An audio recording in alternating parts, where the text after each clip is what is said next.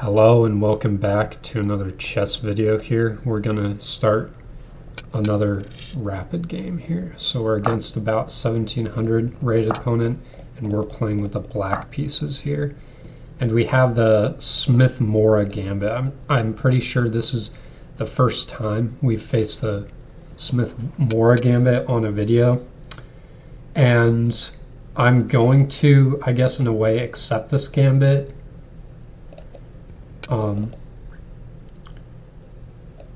And not play the main line of it though. I'll play like an interesting, I guess, sideline here.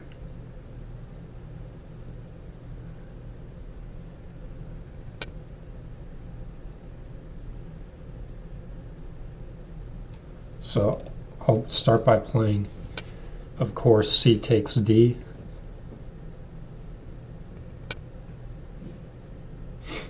And I think my objective here will be to transpose it into a variation of the Alpin. However, we have, instead of the main line of the Smith-Morphy, we have what's called the Morphy Gambit, and we have knight to f3 here, attacking this pawn on d4. So let's see here. I don't think I really know the theory behind the Morphy Gambit. We could play, let's say, knight f6, and after e5, here we would probably encounter trouble with queen takes. We could play e6 in that position, defending our knight. But then maybe even c4, like a Morphy bind type move, could hit the board. So I think probably like a more simple way to play this would be d6. We could play knight to c6 here.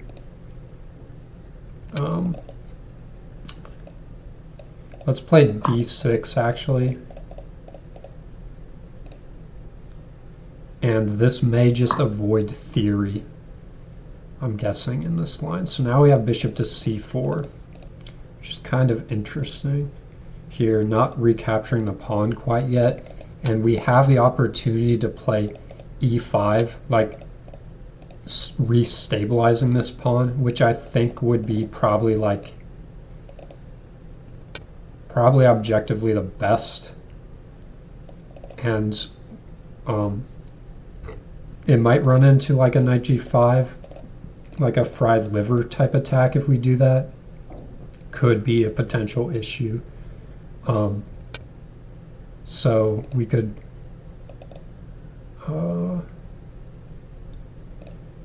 also play like knight f6, now hitting this pawn, and now the advance is covered here by d6. So I think I like knight f6 in this position. And in response to queen takes, we can play like knight to c6. So knight f6 here. And maybe we are in some like convoluted Morphy Gambit theory, but I am trying to, I guess, common sense my way through this opening at this point. And now because of knight f6, the knight g5 idea doesn't really work as well because we haven't committed this pawn to e6. The engine would probably like e5 in this position, just like maintaining our extra material and saying we're not going to give up anything here. But I don't really know how to defend knight g5 in a position like that, so I'm gonna play something, I guess, that is simpler in my mind. So e5, of course, I don't think it's as scary because we just take with a pawn now, and now the knight is like forced to recapture, and we just have to defend our pawn on f7 from this threat. So I think knight recaptures is logical. And then we play e6, defending our pawn from the threat of checkmate here. And I think everything is very well held together here after that. And it will actually take white some time to win back the pawn on d4 now because of this. Maybe even white has like a sacrifice here, but I think there must be a way we can, like here, here, here, and there's not much follow-up, I don't think, to this sacrifice.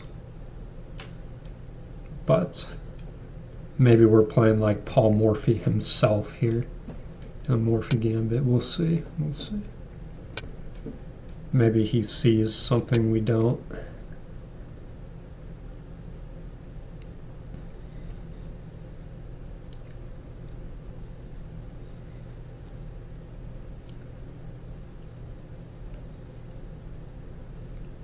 And so now we're down to equal time here.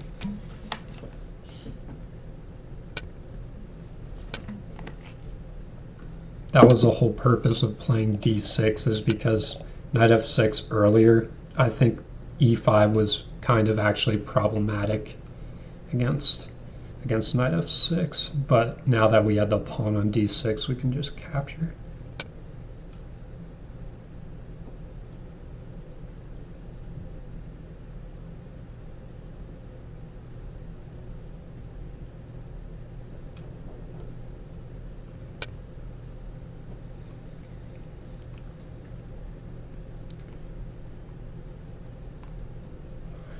And if castle's like totally sacrificing, I guess, his central pawns here, I think we can play knight c6 and get away with like just defending everything here for the time being.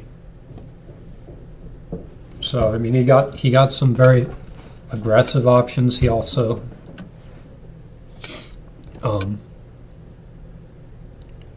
has the option of like totally sacrificing the center, but I don't think that is the best option here. I think he has to basically play knight takes pawn on e5. So I don't know why our opponent is thinking for this long. Maybe he misclicked or something, or is calculating a long line. So yeah, so we have castles, and now I think white is actually going to have like some problems regaining control of the center here. I think knight c6, very simple development, and we don't even have to hold on to like both of these pawns here. We can like sacrifice one of them in order to get our king out of the center, let's say. So knight c6 followed by like rook e1. We wouldn't even have to play like queen e7. We could play like e6 and then like bishop d6 and just sacrifice this pawn in order to get our king out of the center here, because it is a little bit scary leaving our king in the center for too long. So let's play knight c6 first. Make him work for this pawn here. We could even play like in response to rook e1, e4, just like kicking this knight, and then like e6. So e4 here almost looks like crushing, I think, because now this knight is like doubly defended. E6 is probably also very solid, defending against like any threats of, or I guess not defending against it, but like blunting the idea of knight to g4 there. So I think e6 looks very solid and also opens up like a diagonal for this bishop. E4 is probably like crushing, but I don't think, I just want to like probably get my king out of the center here. H3, maybe he's scared of like a bishop g4 pin, but I think I want to develop my king side first here. So I'll play e6. Okay, and we have a3. Interesting. I think now e4, just like, because this pawn has two defenders. So let's build like the mega center here. We got the pawns on the 4th rank. Then we can develop our bishop and safely castle here. I mean, this is like where nightmares are made, I guess, in chess, is if you let opponent have this much control of the center, it's basically over. Yeah, I don't know. Definitely our opponent did not play the opening somehow correctly here. And now like bishop to c5, getting ready to castle. Looks very good. All of these pawns are still nicely defended. And bishop c5 also threatens to like push e3 here. It's pretty devastating. So bishop to c5. Just developing our bishop. Could also even play like here instead. So now knight jumps back to b3. But these pawns are still defended here. These pawns are still very much safe, I believe. So bishop can drop back to b6, let's say, and defend the pawn. And maybe even eventually set up a battery towards the king side here. So bishop to b6, I don't see much problems with. And we have 3 defenders now of this pawn. And now we're looking to castle and in a way complete our development. So we have bishop to g5, pinning our knight to our queen here. We can play h6. H6 looks, I mean, I think we have time to play h6. It's not like removing this knight is going to like win this pawn here, because nothing is attacking this pawn. And even if we have to recapture the queen, we're still defending the other pawns here. So we can play h6 now. I think it's kind of timely to play h6. And we could even consider, if bishop back to h4, we could consider g5 in this position. But I don't think g5 is really necessary here to bring an attack to the king side.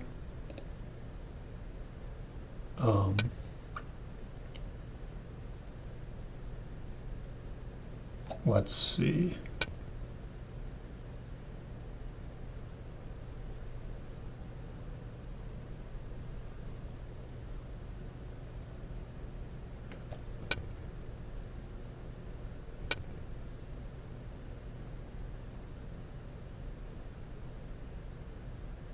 Yeah, g5 could be an overcommitment.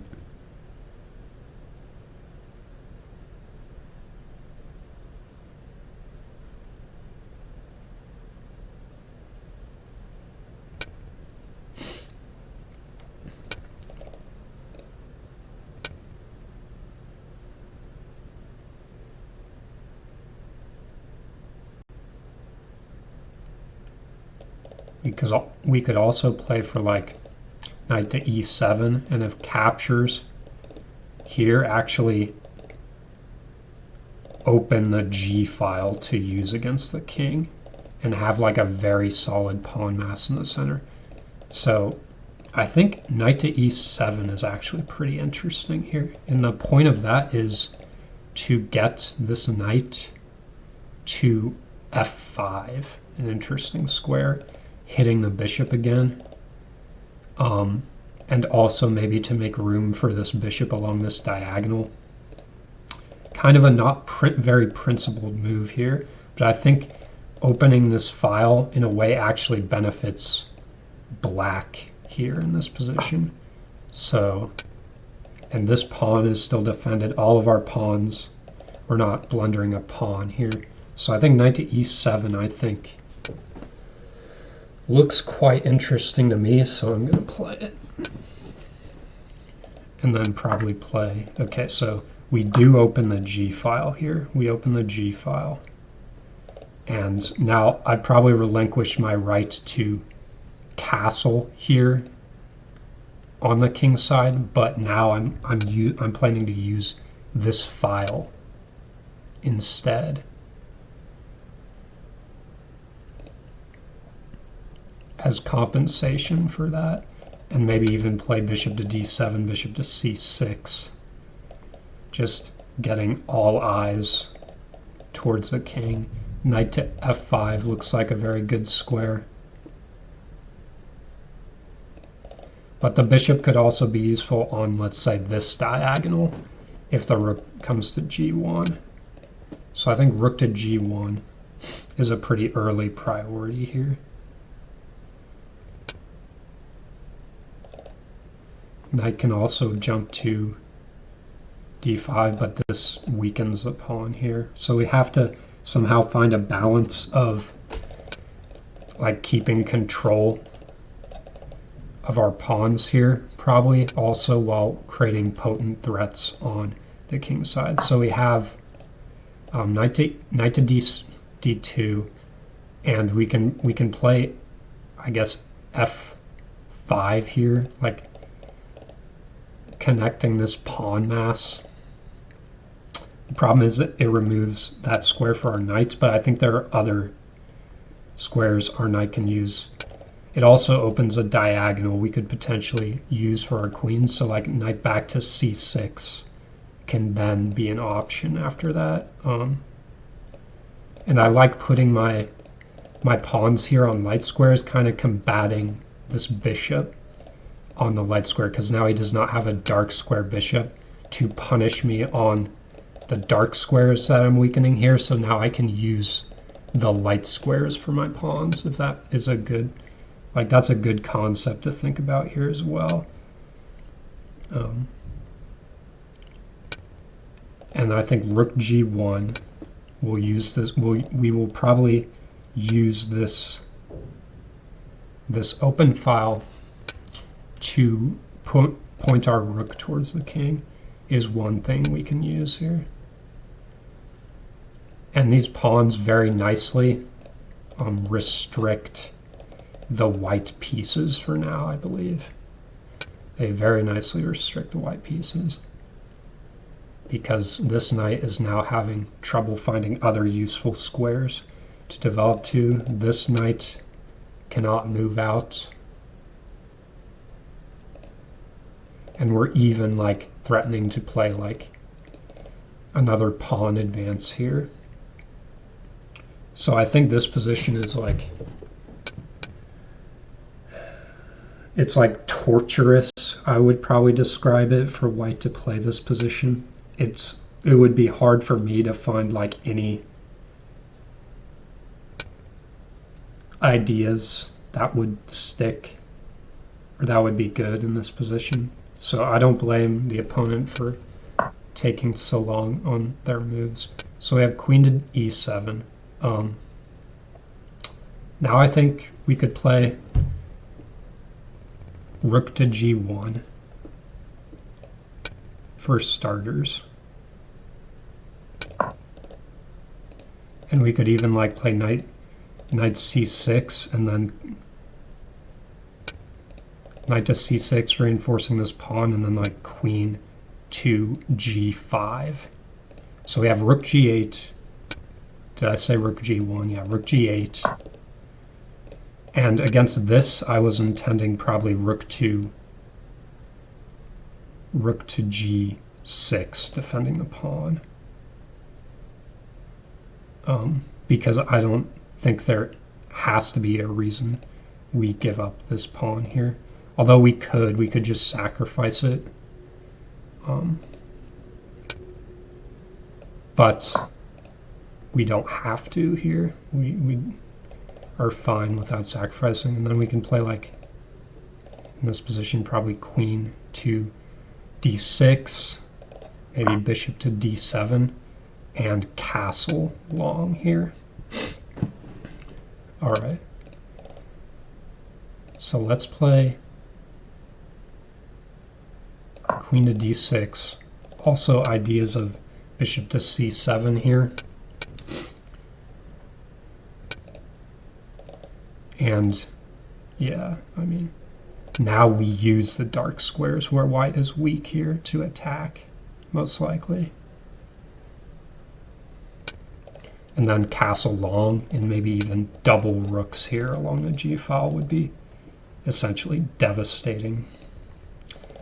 A pawn sacrifice is kind of interesting here in order to get this square for the knight. But now bishop to b5 check invites our bishop to be developed at a minimum here. And we could even play like king takes, but I don't think it's really necessary. I think we can drop back, take with the queen in order to castle here. And now we have knight to c4, and we can drop back to c7 here, defending most of the knight jumps, and castle.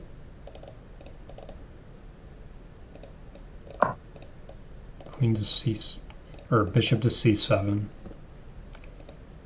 And this knight is a little bit annoying, but it can be like kicked out, let's say.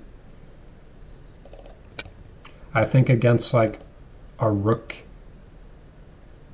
coming here, we have to play knight c6 to defend.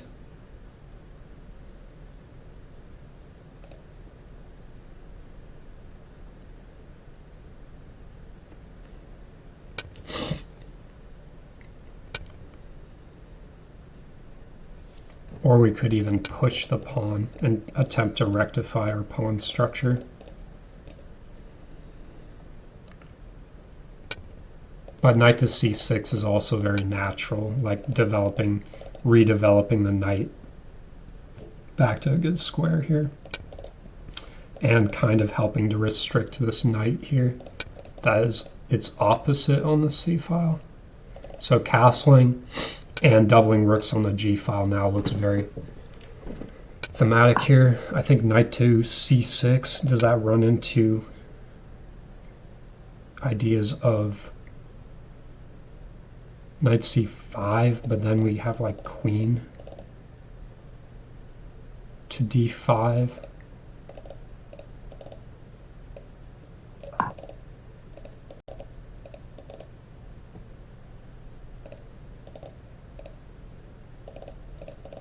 Queen d5 and takes, and then we take this. So it comes with a double attack here, which is problematic for white to deal with if white plays knight to c5. And now I think castling will be our next move.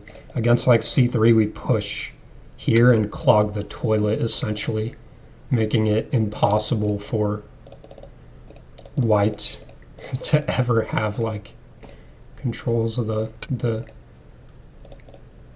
light squares here, except through their knights.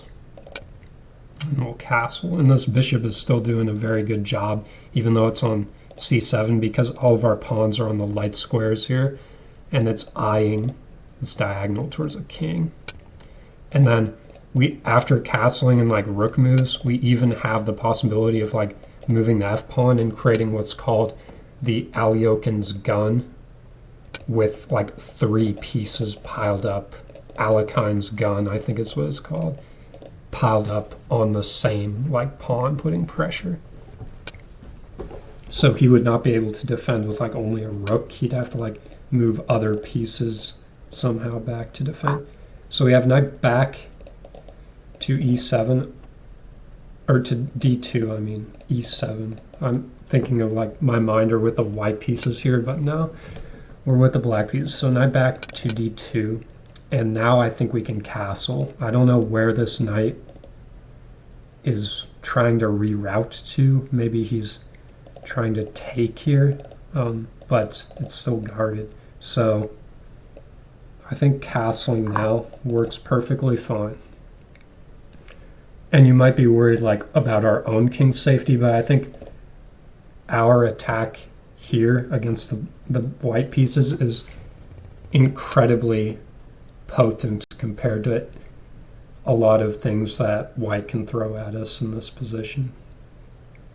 So maybe now he's trying knight c4. It comes with a lot less effect because of this same idea, queen d5, and now this pawn is defended. So we can play, we could even play queen d6 here. And it's a double threat of checkmate and hitting the knight, which is undefended here. So I think that wins on the spot, probably queen d6.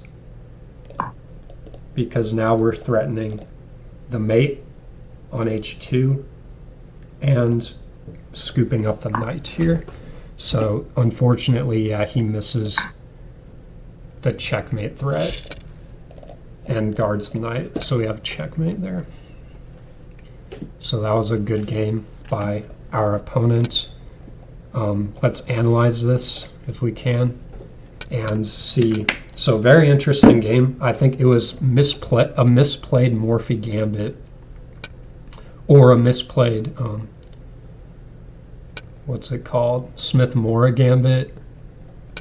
And the opening didn't go very well, and he just lost control of the game very quickly there after he was unable to recapture the pawns in the center. So e4, c5, and d4 initiates the Smith-Morra Gambit here. And I played the accepted variation, and knight f3 is not typically what you see in the Smith-Morra Gambit. Typically you see like c3 offering up another pawn, and then after captures, I think the most common is like taking with a knight on c3 and just having a lead on development, which can be dangerous, quite dangerous for black here if they do not play quite defensively there. So c takes, and we have knight f3 and d6. I thought this may be going into a like non-theoretical line, but it says it's still a book move here. Just inviting white to take back on d4 here, and then we play knight f6, and it's just transposing most likely into like an open variation. So we have bishop to c4 instead, and I think this is inaccurate because white should have regained this pawn, and we could have even played like e5 there, like stabilizing, but I decided to go with knight f6 because I was unsure about like e5 and knight to g5 here, and it's very hard to defend like the light squares. You'd have to play a move like, yeah, exactly, knight to h6, and that looked kind of like goofy to me, having to develop your knight out to the h file here. So instead I went knight f6, and e5 is, yeah, just straight up just a blunder. He definitely should have taken this pawn here when he had the second opportunity to do that. And now he had to play knight takes e5 in this position, and e6 after that would stabilize for black, defending the threat of checkmate here on f7.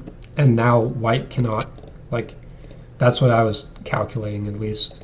Apparently he has this check, but now white would have like kind of difficulty maintaining this. I guess in response to this, there's a check just winning the knight. So yeah, he actually can't play knight takes e5. That was something I didn't even notice, was that this check just wins for black here. But yeah, so we have castles probably getting out of the check here. Now knight to c6 just defends these pieces and makes white work even harder to try to take back the center here. And we have e6, eliminating pretty much any possibilities of white jumping in and like attacking f7 here because it blunts the bishop along this diagonal. And now e4 just totally restricts basically all of white's pieces here from ever coming out, because both of our pawns are actually like well defended on his fourth rank. And then bishop to c5, getting on a diagonal towards the king and getting ready to castle here.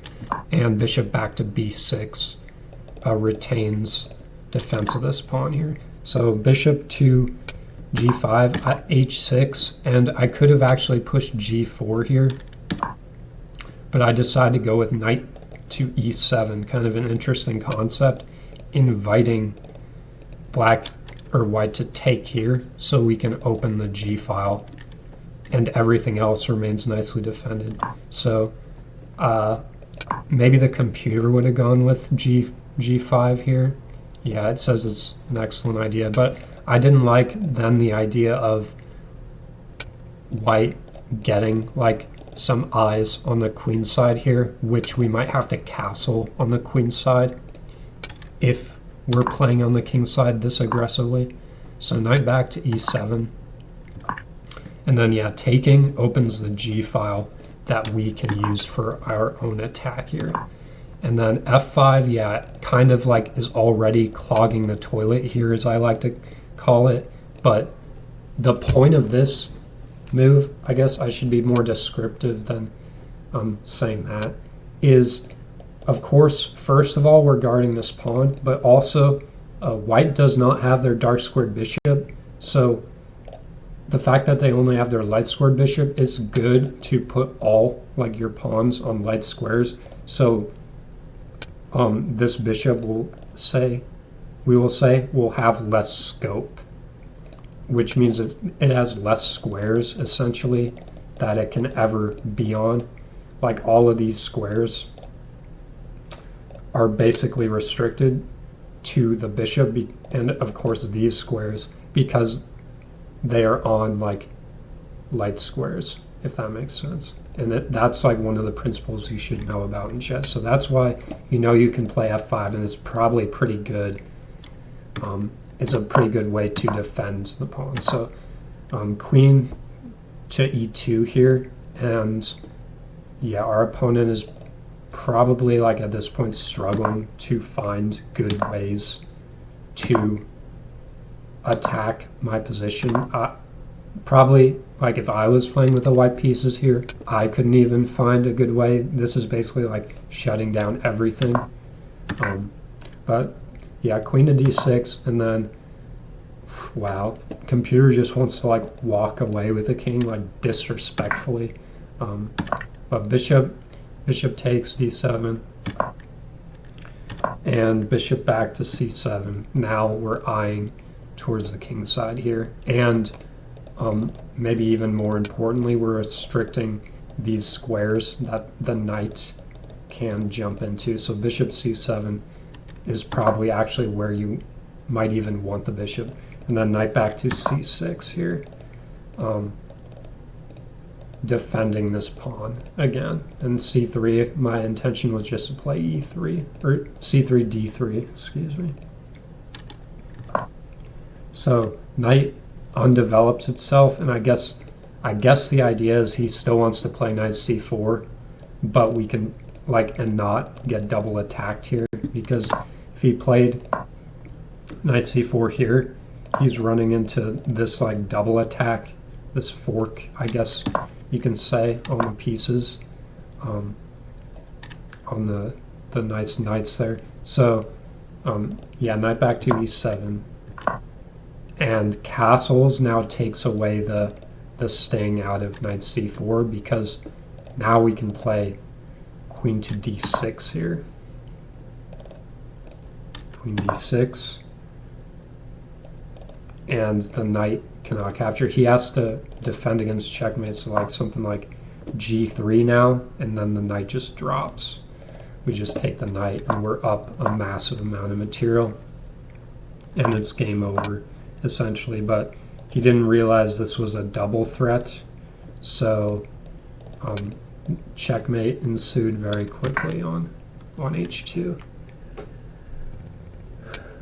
All right, so that concludes the game analysis there. Let's actually analyze opening, and this is probably going to be like a learning experience for me too, because I haven't really analyzed the Morphy Gambit in all seriousness. I've analyzed a Smith-Morra, and to be honest, the Smith-Morra is hard to play against with the Sicilian if the white player knows what they're doing. So again, we have the Sicilian defense here, and d4 initiates a Smith-Morra Gambit. And normally, like I say, the Smith-Morra does not continue knight f3 there. It continues c3, d takes, which is the accepted variation. And I was preparing to play like knight f6 here, I believe, which transposes it essentially into an Alpin Sicilian defense after like knight f3.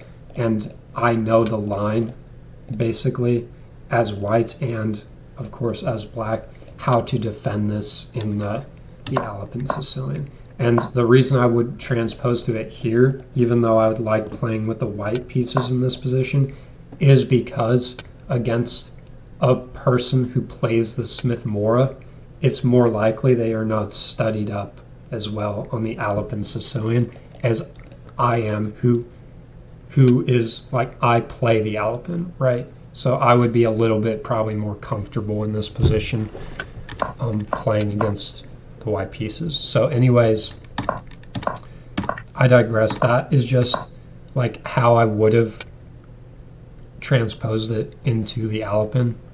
But c takes and then knight f3 is called the Morphy Gambit. And the engine likes this, but I don't think the point of it is not to recapture here. I think essentially you have to recapture there. e5 is still theoretical. I played d6 here, which is not like a very good move that the engine likes when you look at it like at first glance here. But knight takes d4, and now I believe we're just transposing it into the open variation, which I also play. And this is just a Najdorf here. Now we've transposed it into a Najdorf. So if you look at like variations and have it in your brain, how can I transpose this into something I know? You can play moves that you are like much more comfortable with playing than your opponent is playing against, especially when you're playing with the black pieces, if that makes sense. So here the move d6, I was attempting to transpose it into a Najdorf after, let's say, knight takes. And if knight refuses to take, like queen takes, knight c6 is very natural, and it looks like a very comfortable position, shall we say, for the black pieces to play with. So bishop c4, I think, is what our opponent played here, refusing to capture and regain material quality quite yet. And then knight f6. Now, since we have the d6 on the board already, now knight f6 is more potent because we hit this pawn, and against d5 or against e5, we just take because we have the pawn on d6. So they cannot, essentially, they can't play e5 here in this position. So now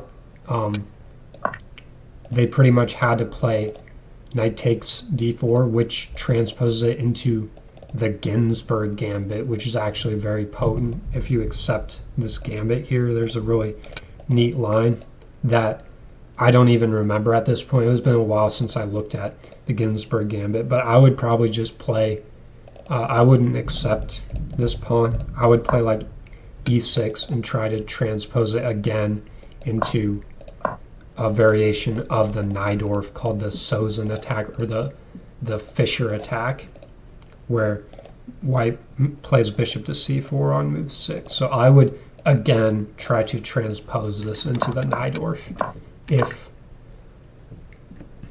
if white had actually played it correctly. And queen takes d4 in this position, yeah, knight to c6. And this also looks quite natural, queen d3, and pretty simple to play against e6, just blunting this bishop with the black pieces here.